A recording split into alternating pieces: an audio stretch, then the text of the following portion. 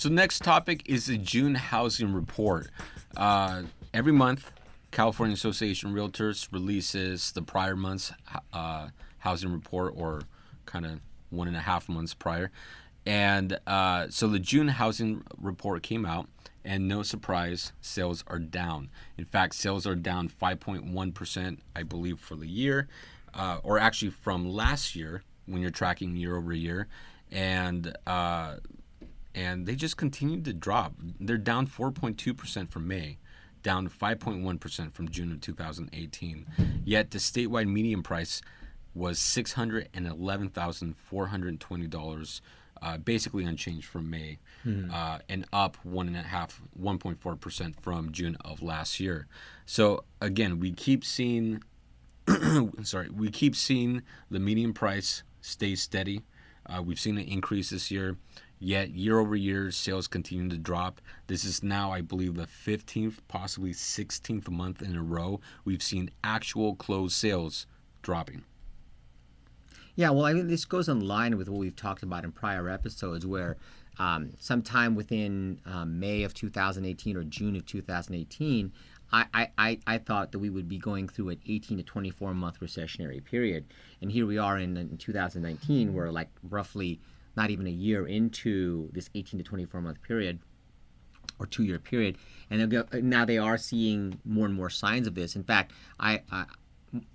they were announcing how probably in 2020 that they are expecting a real recession where interest rates will begin to rise a little bit, and then the unemployment may actually kick in. Now, keep in mind, unemployment in the Bay Area is roughly 2.5%. So even if that went to like 5 or 6%, there's still going to be a high employment rate in the Bay Area. There's just going to be a lot of displaced employees. And 4% is actually a good unemployment rate. That means everybody is working. And then 8% is actually potentially very bad.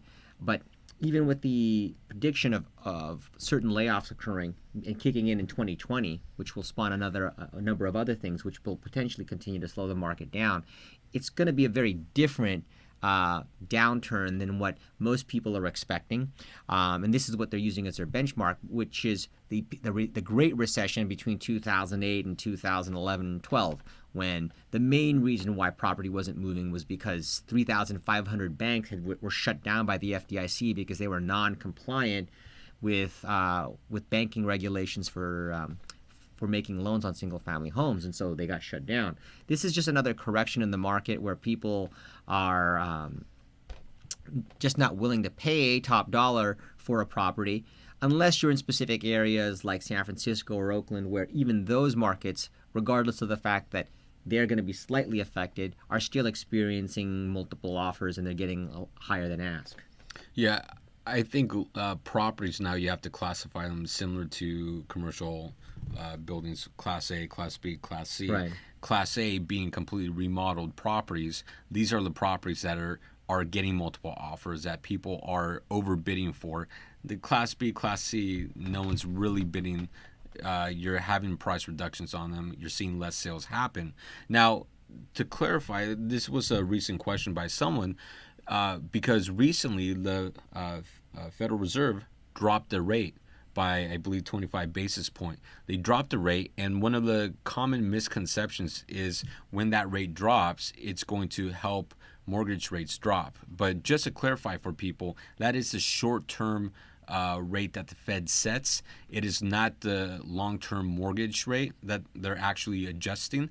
The long-term mortgage rate is usually following the 10-year Treasury bond, which that's what you want to track if you want to track mortgage interest rates. Right. And then keep in mind, too, that that's not the only index out there. There's multiple indexes out there, from COFFEE, or Cost of Funds Index, or LIBOR, Lending Off, or Bank Rate.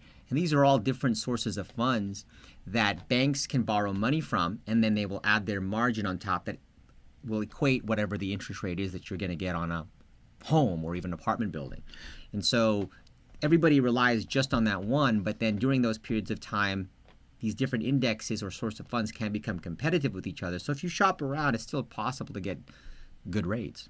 So one of the questions, when you're seeing sales year over year dropping for 15, 16 months in a row, one of the questions is, have we hit a peak? Well, I thought we hit a peak or our plateau last year in May of 2018.